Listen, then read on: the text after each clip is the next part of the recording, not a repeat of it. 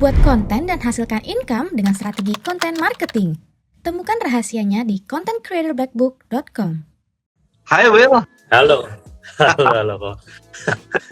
so ini super random banget nih. Ini sebenarnya aku lagi nonton YouTube terus tiba-tiba lihat kok ini lagi live, coba klik deh. Tiba-tiba ada WA full live Kak.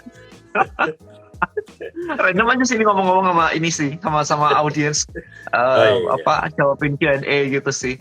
Boleh siap. Bentar, ini ada ini. Kau mau tanya sebagai brand mau bisnis B2B, persentasenya yang oke kira-kira berapa ya? Sebagai prinsipal ke distributor 30% ya gedean nggak ya? Wah, aku kurang tahu nih. William tahu nggak? Hah? Bentar. Mau Waduh, aku nggak.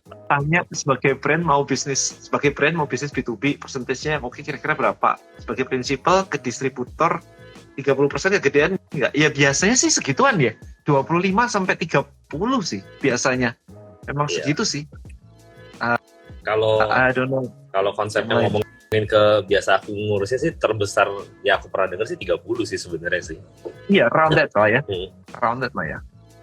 Nah ini mungkin bisa diskusi bareng William. Ini ada yang nanya nih, mau bikin e-course edukasi, gimana agar berbeda dari creator yang lain? Nah, Will, ada ide nggak? Kalau dari kamu, sisinya gimana tuh? Kalau aku sih ambil langkah yang paling ekstrim sih sebenarnya sih. Aku ambil selalu gini, fokus ke marketnya satu yang unik sih, yang aku temuin jarang ada.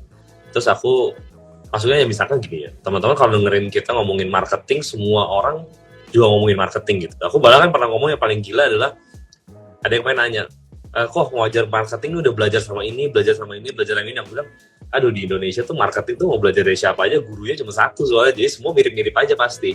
Semua juga pasti pernah ikut DM Elite Eko Denny Santoso gitu kan. Cuma aku bilang kalau misalkan pilih satu, misalkan bikin kelas marketing untuk property agent, itu aku rasa lebih spesifik, lebih enak sih. Jadi kita juga kenal marketnya kayak apa, butuhnya, dan punya solusi yang lebih spesifik buat si audiensnya. Karena kalau kita ngomongin marketing pada umumnya akan jatuhnya ke konsep dasarnya marketing, digital marketing lah contoh gitu ya. Sama aja. Misalnya kita ngomongin sama aja gitu. Misalnya kita mau ngomongin online course masak-memasak gitu ya. Online course masak-memasak juga banyak gitu. Mau masak apa? Kita mau masak masakan Middle Eastern kah, Chinese food kah, European food kah, atau misalkan F&B business untuk mama-mama, F&B business untuk anak baru lulus kuliah. Itu kan semua punya style yang beda-beda. Jadi keunikannya yang paling gampang menurut aku sih desain marketnya aja sih, kalau aku sih gitu. Cuman depends orang-orang, beda-beda sih tiap orang gitu. Ada yang dari sisi produksinya, sisi cara ngomongnya, cuman ya kalau aku sih lebih pilih marketnya dibedain aja sih. Iya, marketnya teman-teman. Jadi tadi kalau mau beda, berarti marketnya dispesifikin lebih kecil lagi. Atau kalau dari saya sih ada beberapa sih. Satu, misalkan your personal branding, jadi beda lagi. Digital marketing yang ngomong bisa banyak. Jadi satu ngomongnya begini, si A ngomong begini, William ngomong begitu gitu kan. Jadi benang merahnya mungkin akan sama, tapi yang berbeda adalah pengalaman kita. Pengalaman William beda sama saya, ya kan teman-teman. Pengalaman saya beda lagi dengan si A, si B, si C yang lain-lain. Itu jadi nilai tambah. Nah mungkin background itu jadi cukup menarik sih sebenarnya. Kedua adalah gini, apa yang anda stack di situ, di offernya. Jadi nggak cuma jualan core-nya doang. Core-nya sih sama sih sebenarnya sih, tapi bumbu-bumbunya ini loh. Ini yang bisa dikemas berbeda sebenarnya. Itu sebenarnya yang mungkin bisa di tweak gitu sih. Ada lagi nggak? Tadi ada yang nanya lagi.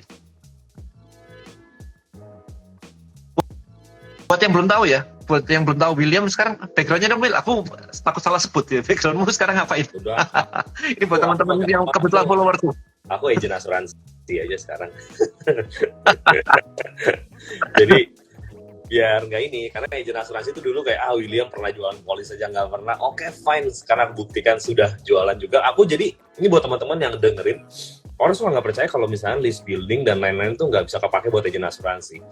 Itu tuh kepakainya nggak main-main. Aku jumlah orang yang nanya buat join tim tuh ada 100 orang lebih sekarang. Set. cuman begitu aja taruh listnya, dan aku nggak pernah promosiin lagi karena lagi nggak sibuk, nggak sempat bikin konten, nggak sempat apa, jadi nggak pernah promosiin, cuma bikin lempar story asal aja di story, lempar cerita, nih minggu ini aku lagi prospek begini nih guys teman-teman. Ada yang DM, Will aku mau tanya dong bisnismu kayak apa sih, joinnya yuk ngobrol. Jadi per hari ini ada sekitaran 100-an yang nanya, tapi yang join memang hampir 20, dan beberapanya tuh bedanya adalah beberapa leaders leader di asuransi sebenarnya. Jadi aku udah Kenapa leaders bisa join di kamu malah? karena mungkin mereka ngeliat kayak menarik nih William nih segala macam nih omongannya, dan mungkin di tempat lamanya dia lagi cari opportunity baru ke tempat baru gitu. Jadi mereka ngeliatnya Tapi kan nggak boleh join. kan bisa aja kok, itu Ya. itu intrik-intrik di dalam industrinya. Kita Ya udah pakai nama orang lain bisa lah. ya, atau enggak dia mati di tempat lamanya. Gitu kayak beberapa teman-teman kan yang itu misalnya kode ini waktu itu aku kenalin sama si Glenn. Nah Glenn itu kan dari AIA dia matiin gitu kan, namanya dimatiin di sana terus bikin nama baru lagi gitu. Jadi Ya dari itu bisa sih. perusahaan lamanya udah nggak kasih komisi lagi jadinya. Gitu. Tapi daftar baru kan ya, nomor agen baru. Agen baru. Jadi agen dari awal lagi. Gitu. Jadi buat teman-teman yang lihat list building, buat aku list building di asuransi itu agak tanda kutip tuh lebih susah dibandingkan teman-teman punya bisnis yang lain, karena bisnis yang lain itu lebih sellable lah, lebih gampang dijual dibandingkan kita di insurance industry. Tapi list building bisa dipakai di akurasi semua ya. Kita bikin konten, ada landing page-nya, list building mau pakai online course, mau pakai apapun sebagai kita punya funnels. Nah itu udah ada ininya buat aku, itu udah tinggal di copy paste lah. Aku udah pakai itu kan. Aku ngajarin itu juga hal yang sama ke orang-orang. Udah tinggal begitu doang. Iya, Jadi sebenarnya. Sebenarnya tinggal gitu doang, tinggal di copy paste. Dan di bisnis lain sih sejujurnya aku udah pernah praktekin juga, lebih gampang lagi sih pakai list building sih. Di bisnis lain iya, cuman karena bisnisku itu biasanya selalu kayak seputar edukasi ya. Jadi buat aku kayaknya di asuransi juga nggak sesusah itu sebenarnya. Bener. Mungkin kalau dipraktekin di tempat lain hasilnya mungkin lebih luar biasa lagi sih, harusnya sih. Tapi karena aku kecemplungnya di tempat yang susah begini, jadi ya udah terbiasa dengan yang susah. Kayak list building untuk restoran gitu, sebenarnya kan kalau kita tanda kutip lah kita ke Pensius gitu ya. Ke Pensius terus dia habis makan, terus dia bilang, "Kak, mau nggak kita kasih es krim tapi tukar nama, email, nomor HP." Semua orang dengan senang hati masukin nama, email, nomor HP, masukin 5 semuanya. Gitu kan. Satu kali makan dapat 5 nama gitu. Jadi kita suka lupa kalau sebenarnya offline marketing pun orang list building juga sebenarnya. Jadi aku sih nyobain di kafenya adekku ya. Cepet bener. Karena buset gampang banget. Terus follow up-nya gimana tuh kalau di kafe? Kalau kafe follow up-nya nah ini agak repot sebenarnya. Kadang-kadang orang suka rese kan, karena kayak, aduh ini kafe ngapain sih lempar promosi mulu, karena kita nggak punya pilihan lain selain promosi sebenarnya kalau kafe kan. Jadi lagi cari akalnya adalah mungkin karena itu kafenya kafe Korea, aku nggak tahu sih, aku lagi lempar ide aja kayak apa kita bikin les-lesan bahasa Korea aja di sini ya. Gitu. Jadi mereka datang free Korean free les bahasa Korea tapi beli makanan gitu. Tapi rada melencengnya adalah aku suka makanan Korea yang barbecue dan sebagainya, tapi belajar bahasa Korea big no for me. Ini bukan restoran Korea yang barbecue karena itu repot banget kan. Ini amin kayak aku maksudnya kayak aku makan makanan Korea tapi sama belajar bahasa Korea itu different things. Nah itu dia, aku lagi mikir ya makanya kayak gitu, atau enggak apa pecinta bahasa Korea atau pecinta K-pop sama Korean drama gitu, kita bikin event nonton bareng atau apa. Nah itu aku lagi mikir sih apa ya bisa dilakuin supaya ini kita lempar follow up-nya atau funnel-nya dilanjutin tapi lebih nggak hard selling banget gitu. Kalau di email aku itu Pensius sih yang kenceng banget sih. Pensius. Pensius nggak berhenti. Kamu juga dapat ya? Iya, sampai aku unsubscribe ya. Aku sih suka ngeliatin sih Pensius nih. Dia punya yang baru kan, House of Brooklyn kan. Jadi kalau misalkan Anda punya database begini di cross sama dia, ini House of Brooklyn nih menunya berbeda sih. Punyanya Pensius juga sih sebenarnya. Sebentar ini lagi loading ini. Ya paling begini aja sih. Benar. Cuma jadi pengen, maksudnya jadi kayak keinget aja. Oh ternyata dia punya begini ya. Kok nggak pernah kelihatan ya gitu. Iya ada apps-nya, ada poin-poinnya juga benar di Pensius sih. Nah tapi ini banyak banget nih. Dan di-select kayak almost every day. Ini hari ini kemana 5, tanggal 3, tanggal 1, tanggal 31. Ini ada jeda, habis itu 24, 23. Ya hampir lah 2 hari sekali lah. Pensius tuh begitu sih. So restoran tetap bisa ya guys untuk ngelakuin list building ya. Kalau misalkan memang niat banget ya bikin aplikasi kayak Pensius kan. Gitu. By the way, ini aku lagi bikin ini sih Will sebenarnya. Lagi bikin kelas buat agen asuransi juga sih sebenarnya. Yang ini tadi tanggalnya Desember kayaknya. Oh, Desember. Malah Desember kayaknya. kalau aku benar mikirnya mendingan awal tahun kok. Karena Desember biasa agent tuh lagi di hari-harinya mereka kejar target gitu. Atau misalkan mau akhir Desember malah orang pada liburan kali ya. Karena Awal Desember kita? Takutnya tuh gini. Ini aku pengalaman gara-gara sekarang ini adalah karena kita lagi pada sibuk gitu kan ngejar targetnya. Nah, yang paling parah adalah ketika mau masukin case tapi akhir bulan Desember karena kan kejar target gitu kan. Nah, 15 Desember ke akhir Desember tuh biasa ada proses yang namanya underwriting. Nah, itu tuh rebutan sama semua agent satu Indonesia kan. Nah, biasa kita suka bilang udahlah pertandingan selesai tanggal 15 Desember karena biasanya udah nggak bisa masuk di sana. Jadi mungkin either akhir Desember atau enggak awal Januari. Biasa awal Januari itu mereka mantap karena momentum, wah tahun baru, aku harus belajar hal yang baru gitu. Aku sih biasa bikin kelas awal-awal zaman-zaman aku masih ngajarin agent asuransi awal-awal Januari itu waduh seger, tapi mulai jualan tiketnya biasa Desember gitu. Desember, iya. Satu sampai 1,5 bulan lah biasanya. Cuman planningnya sih bikin kelasnya itu benar-benar kayak 2 hari full langsung praktek semuanya sih. Jadi kalau misalkan detail lah. Tadi aku juga udah nyobain semua sih. Ininya kira-kira ngisinya apa aja hari ini aku exercise semuanya sih. Iya. Jadi udah tinggal nentuin tanggal doang sebenarnya. Kalau mau lebih keren lagi sekalian gini kok. Karena aku belajar ini kan selain kita list building ada satu tahap lagi kan selain generating leads. Yang kedua adalah gimana kita convert leads-nya. Nah itu setelah aku ketemu beberapa muridku tuh, aku ke Surabaya, ada satu muridku gokil banget, 70 baru berapa bulan bikin konten, bro, 70 orang nanya, dan itu bukan orang yang gak jelas. Ada satu nanya tuh pengen bikin asuransi jiwa itu 10 miliar, dan itu dari internet, dari online. Aku bilang, buset, gila, itu kan preminya aja bisa 250 juta sendiri.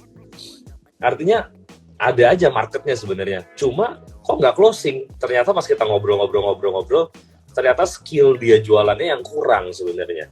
Makanya aku collab sama si Glenn itu adalah di bagian gimana convertnya, gimana ngomongnya ke depan customer, gimana sih PD-nya itu didapetin sebagai agent asuransi itu PD-nya itu gimana sebenarnya. Karena setelah aku pertama kali masukin nama istriku jadi agent, ternyata bener kok.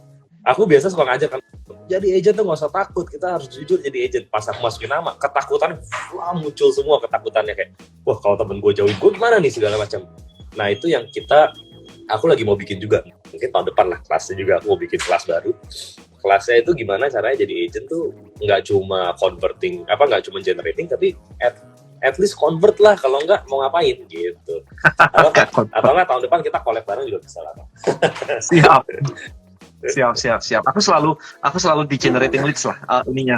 Jadi kalau di aku biasa lah traffic sama ya list building sih, dapetin database begitu. Iya, nah nanti tinggal nge-closingnya itu kan. Itu di mana kok? Di Jakarta rencananya? Di Jakarta. Sebentar. Ini aku kok ada yang nanya lagi nggak? Teman-teman kalau misalkan ada yang mau nanya langsung lempar pertanyaan aja ya. Kita nggak akan live selama itu gitu. Jadi sebentar aku lagi browsing around. Tadi ada satu yang kayaknya kelewatan. Aku kasih tahu dong tips and tricks Magic World yang Koko punya based on experience. World atau word ya? Apa itu? Konteksnya apa nih ya? Magic word kali kok. Makanya tadi konteksnya apa nih ya? Konteksnya apa dulu nih? Saya rada bingung. Mau nanya, tapi tiap mau nanya langsung ada jawaban. Gus Wirawan. Saya kan baca pikiran ya. Aku bisa baca pikiran nih. Obrolan daging. Mantap. Ya kita saling ngobrol aja karena kita pengen lebih berinteraksi aja sih, nggak pengen. Kalau cuma sama William aja berdua sih kita telepon aja nggak pakai live. Ini tadi juga random ini aja sih, random culik aja sih tadi. Iya, aku tiba-tiba lagi gila. Ya boleh aja sih. Dan nanya tahun ini nggak ada live LBM 2023. Nah ini nih timku nih kemarin ini aku udah bilang nih ke tim nih, kita mau bikin nggak ya live LBM 2023? Lagi mikir-mikir aja. Ada beberapa kelas sebenarnya teman-teman yang lagi kita persiapkan. Tadi insurance salah satunya. Karena nggak tahu ya, tiba-tiba banyak aja yang minta gitu ke aku gitu. Kayak Dari insurance ya, exactly dari insurance gitu. Nah kemudian rencana kapan kelas mengenai agen asuransi untuk mendapatkan database dari sosmed? I don't know. Kalau misalkan William tadi bilang Januari, kita pikirin sih apakah rencana awal sih awal Desember sebenarnya. Rencana awalnya tuh awal Desember. So kalau misalkan memang membludak banget ya awal Desember sekali, awal Januari sekali. Why not gitu? Asik loh. Ada satu lagi yang lagi kita siapin sih sebenarnya sih. Rich Creator Bootcamp sebenarnya. Gila, sedap. Keren banget namanya. Rich Creator Bootcamp itu bukan 2 hari tapi 2,5 hari idenya. Nginep Jadi kok. idenya tuh mix kayak mastermindku zaman dulu sih. Jadi datang, ini masih idea ya guys ya. Datang sekitar Jumat sore gitu, jadi setelah ngantor selesai datang, habis itu kita dinner tuh. Nah habis dinner malamnya kita ada satu sesi lah, kayak perkenalan dan sebagainya itu satu sesi. Ya sampai malam sih emang sih, karena memang nginep kan. Nah besok paginya itu full 1 hari kita ceritanya bikin online course, bikin modul, bikin itu structuring semuanya itu di situ. Bikin konten tuh 1 hari full. Nah hari keduanya kita ngomongin tentang funneling, jualan, traffic, webinar, pokoknya jualannya di hari kedua.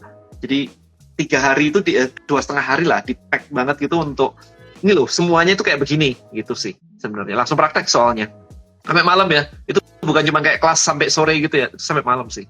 Iya, gitu. karena kalau nggak dipraktekin, gue kan banyak kan gitu ya, kayak abis belajar nggak dipraktekin pulang kayak apa ya? Makanya aku semakin kesini semakin ngerasa bahwa kalau bisa sih setiap kelasku itu ada prakteknya, dan kalau bisa prakteknya ditambahin terus malahan. Ini lagi mikirin praktek tambah lagi gitu, karena percuma sih kalau cuman itu aja sih, cuman ngomong doang sih. Udah ini mau nanya, kalau pakai Treble buat landing pageku bisa pakai Facebook Pixel di Facebook Ads gak? Bisa jawabannya. Bisa. Kalau di F&B, kalau sudah dapat list building lebih efektif pakai email atau WA? Nah Will, gimana? Kamu ngetesnya pakai email atau WA? Aku mau pakai WA langsung, karena ini case-nya apa nih? Maksudnya audiensnya Di apa? F&B, Agent asuransi. F&B. Oh, F&B. F&B aku email enggak juga sih, orang tetap bukanya di WA ya. Meskipun kadang-kadang di-read doang ya, kadang-kadang cuma di-read doang gitu ya. Tapi beberapa juga suka kayak orang suka bahasa kayak asik, thank you Kak, gitu doang sih. Cuma apakah dia datang atau enggak, nah itu aku masih lagi belajar sih kan. Nggak tahu ya, Facebook Ads itu punya satu tracker kayaknya ya, apa store visits atau apa gitu, offline store visits. Nah aku nggak tahu tuh kalau restoran pakai itu tuh gimana, karena aku selama ini kan juga nggak pernah punya kafe, jadi baru belajar juga. Itu tuh gimana nge-tracknya nggak ngerti. Cuma kan kalau kita digital product, nge-tracknya lebih gampang sebenarnya. Iya. FB atau WA, aku sih masih ngerasa orang Indo bukanya WA kali ya, tadi buka email. Tapi kalau aku pribadi lebih suka di broadcastnya email sih, di WA rada annoying ya. Pasti annoying sih, pasti annoying. Mungkin Annoying bedanya sih. gini kali Pak ya. Kalau WA itu bikin obrolannya yang lebih apa ya, broadcast itu lebih manusia aja. Kalau email mungkin lebih kayak ya udah promo gitu. Kayaknya mereka lebih oke gitu. Mungkin kali ya. In a way benar. Tapi bayangin kalau kamu diajak ngobrol restoran itu, at least seminggu sekali aja. Aku juga udah bete. Lu ngapain sih ngajak ngobrol mulu sih? Nah, itu aku nggak ngerti. Nah, F&B-nya juga, ini aku juga nggak tahu, kalau aku pengen tanya lebih dalam juga, ini ngobrolannya adalah F&B itu kan banyak ya. Apakah itu restoran kah? Apakah itu catering kah? Apakah itu cuma rumahan punya kah yang cuma pakai Gojek sama Grab doang kah? Atau frozen foods kah? Banyak model. F&B-nya modelnya. Iya, banyak model sih. Coba kalau misalkan katalog enakan email sih sebenarnya sih. Katalog maksudnya produk showcase kan, ada produk ini itu enakan email sih. Kalau WA paling aku bilangnya, aku baru kirim katalog lengkap nih, produk update kita terbaru di restoran ini nih untuk bulan ini nih. Udah dicek belum emailnya, paling that's it sih.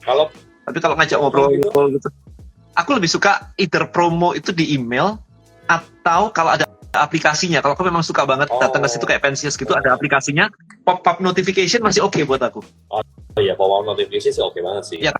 Nggak terlalu. Kayak Gojek, Topet itu kan kayak gitu tuh, udah makan siang belum gitu kan. Itu kurang ajar sih emang sih. I'm fine, iya. Itu aku oke sih. Tapi kalau di WA udah makan siang belum, kayak itu kayaknya ganggu banget sih. Ganggu banget sih. Lagi live begini tiba-tiba di chatting sama restoran gitu kan sebelum. Iya sih. Kesal juga sih. Iya, makanya itu mesti di utak-atik sih teman-teman. I think nggak bisa kayak WA open rate-nya lebih tinggi, iya, tapi annoying lebih sering di blok sih. Benar. Email nggak jarang lah untuk di blok, di email itu agak agak jarang. Delete selesai sih. Kalau nggak mau ya unsubscribe kan selesai. Masalahnya kan WA nggak ada tombol unsubscribe-nya itu loh. Tribelio bukannya ada. Apa? Tribelio bukannya ada.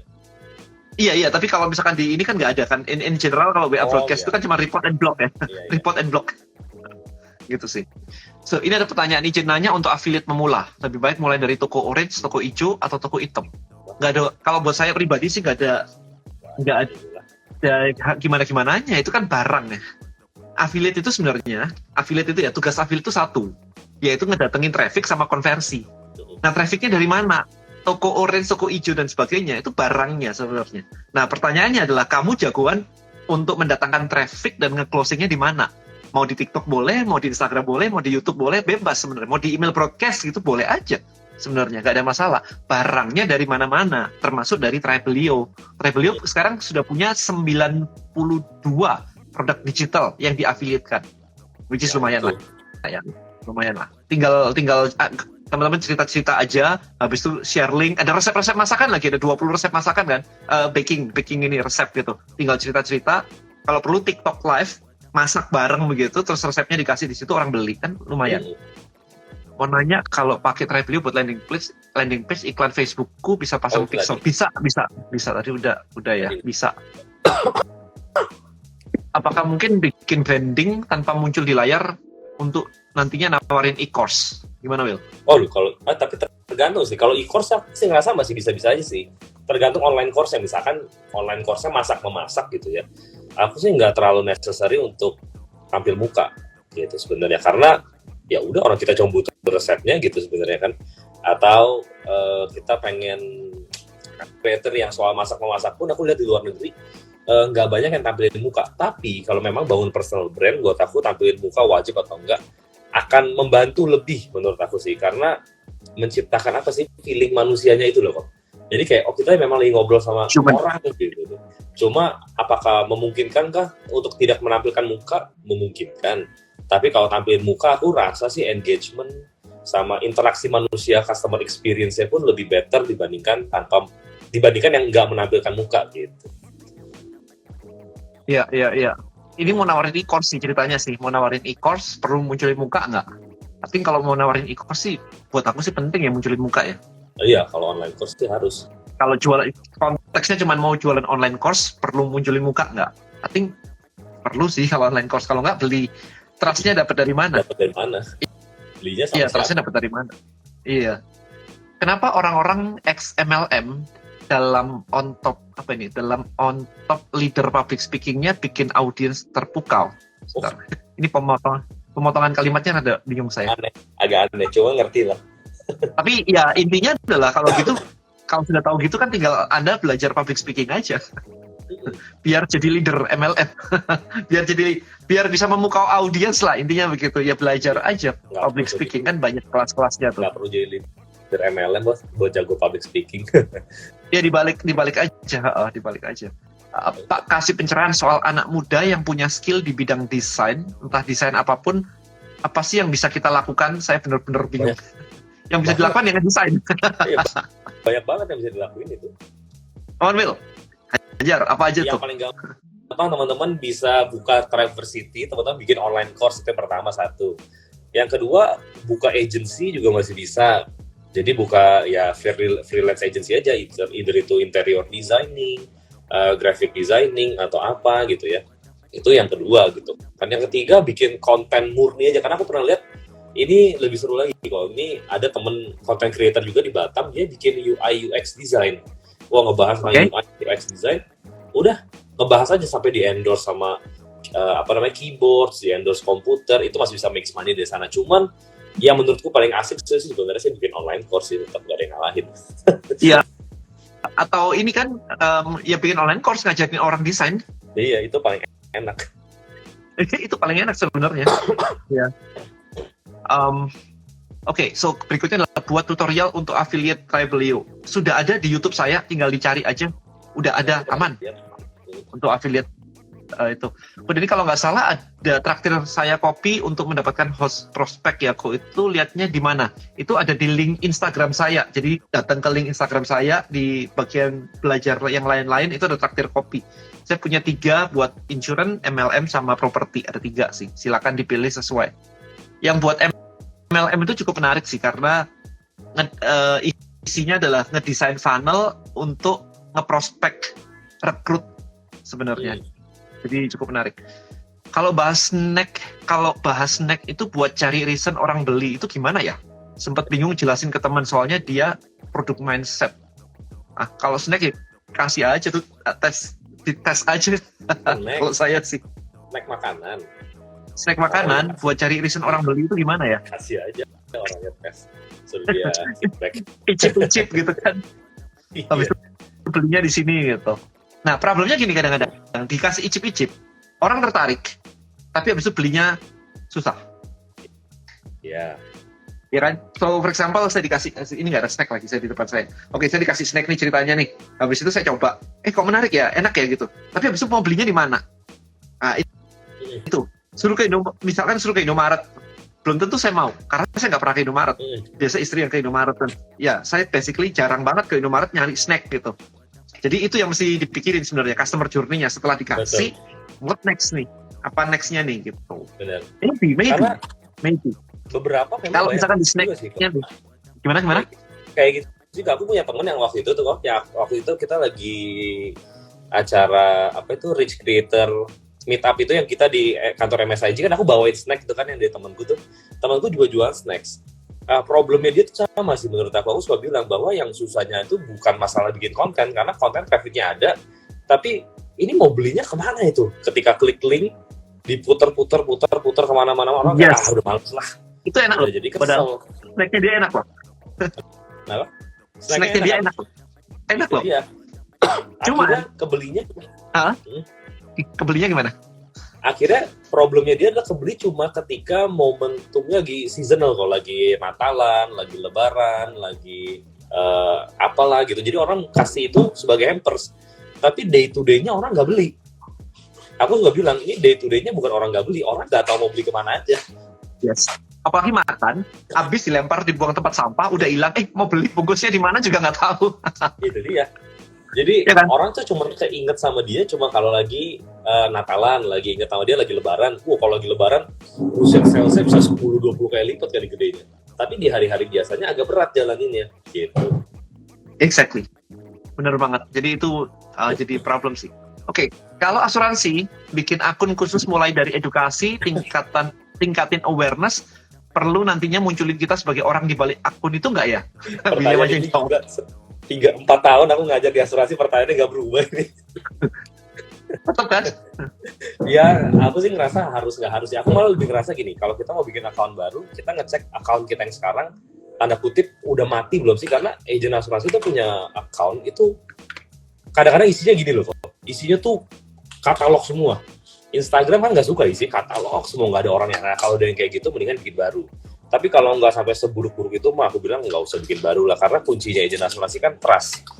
Berarti agen asuransi itu wajib mukanya muncul. Kalau agen asuransi, aku nggak punya pilihan lain. Agen asuransi mukanya wajib muncul di setiap kontennya mereka. Jadi kira-kira gitu. Nggak perlu lah bikin account baru kalau nggak necessary atau accountnya nggak mati tanda kutip gitu.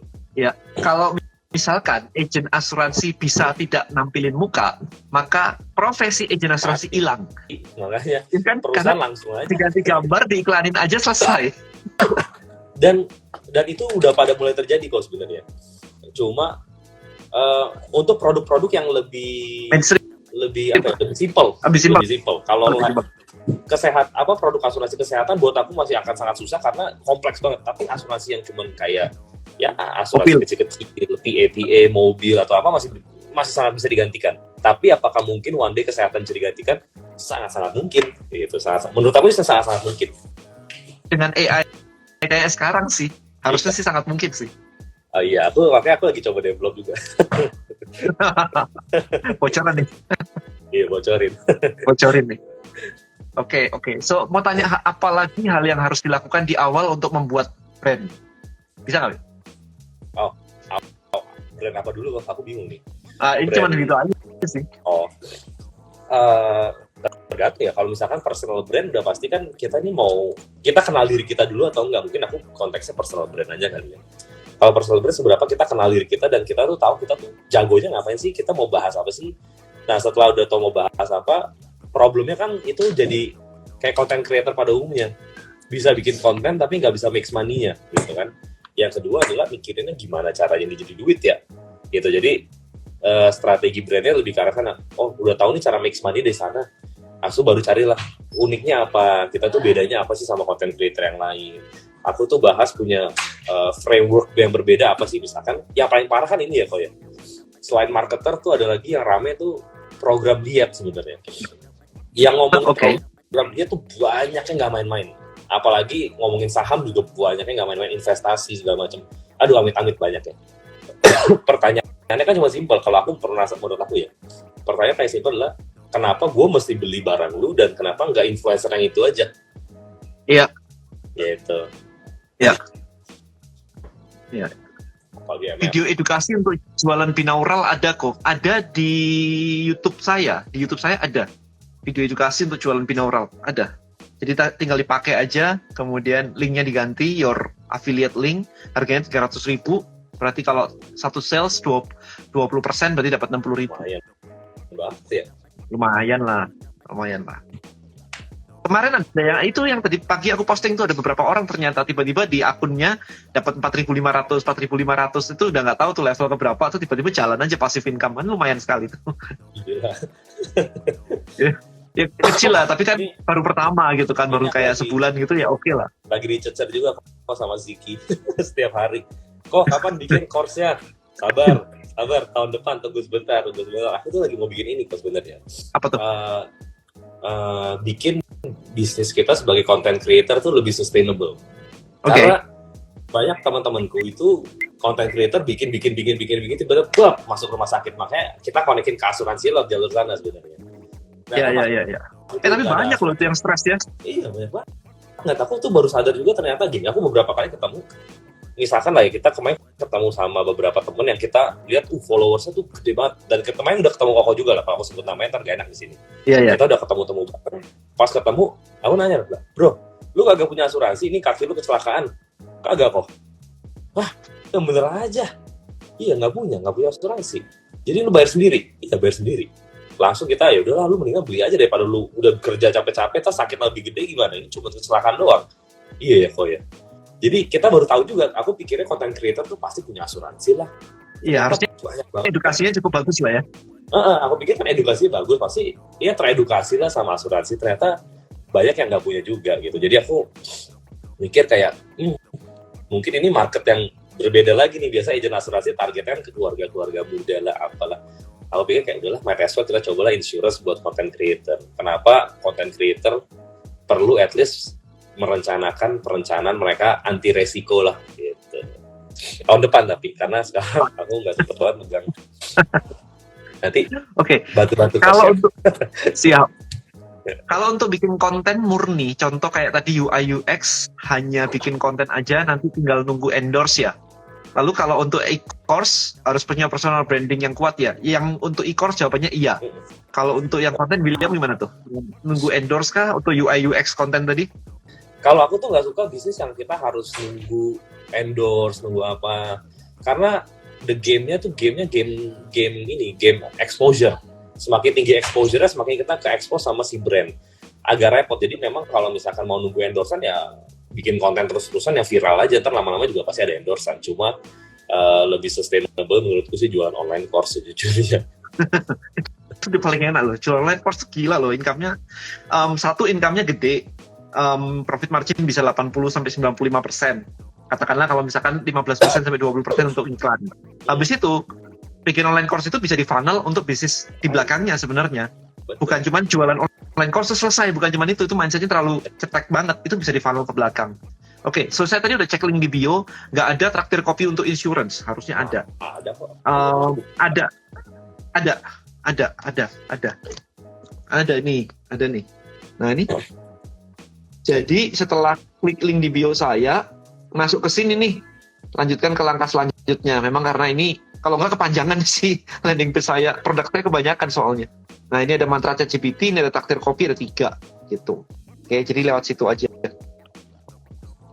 Kalau MLM gimana cara mengembangkan bisnis tanpa menunjukkan muka kan udah. Jadi pakai akun yang bukan personal di sosmed.